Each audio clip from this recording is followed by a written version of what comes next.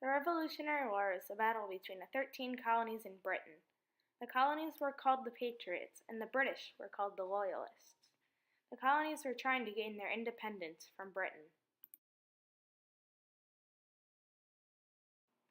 There are a lot of battles within the Revolutionary War. The Battle of Yorktown is a very important battle, as it won the war for the Patriots. First, let's introduce the players for the Patriots. We have Comte de Rochambeau, George Washington, and Francois de Grasse. For the Loyalists, we have General Clinton and Charles Cornwallis. The Revolutionary War started April of 1775, but the Battle of Yorktown didn't happen until October of 1781. Preparations for the Battle of Yorktown started well before that in 1780. Comte de Rochambeau was a French man who supported the Patriots by bringing a fleet of ships to the United States. Rochambeau arrived in Newport, Rhode Island, but was trapped by the British ships who arrived shortly after him. Rochambeau and his ships were trapped in the harbor for a year. George Washington, leader of the Patriot Army, is watching General Clinton, the head of the British Army, to see what his next move is.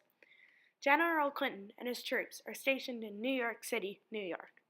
George Washington was originally planning his attack against the British in New York City. The French send Francois de Grasse and additional ships to help Washington. De Grasse ends up in the Chesapeake Bay instead of New York City, which causes Washington to change his attack plans. Washington does not tell anyone, even the troops, that they are headed to Yorktown, Virginia. He chooses to keep it a secret so that General Clinton will not figure out that they plan to attack Charles Cornwallis in Yorktown. We do not know the object of our march, and are in perfect ignorance whether we are going against New York or Virginia. Rochambeau finally escapes from the port, and his troops head to Yorktown. The Patriots all assemble in Yorktown without Clinton knowing. 14,000 American and French troops are up against 8,000 British and German troops. De Grasse's fleet, which is in the Chesapeake Bay, kept Cornwallis from running into sea. General Clinton was still in New York City waiting for George Washington to attack. He was unaware of what was happening in Yorktown.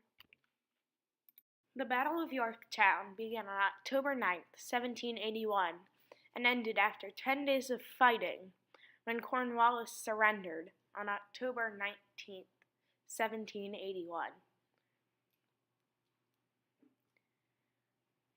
The Patriots captured nearly all of the British soldiers and took over 200 guns.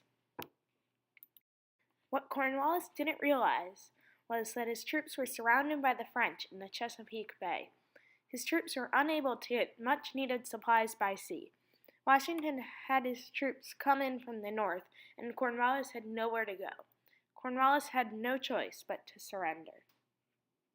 While the British still controlled New York City, Charleston, and Savannah, the British realized that losing the Battle of Yorktown made it too difficult for the British to continue the war. The Patriots sent Benjamin Franklin, John Adams, and John Jay to Paris to meet with British delegates. The Treaty of Paris was signed on September 3, 1783, almost 2 years after Yorktown. Great Britain now recognized the United States as an independent nation.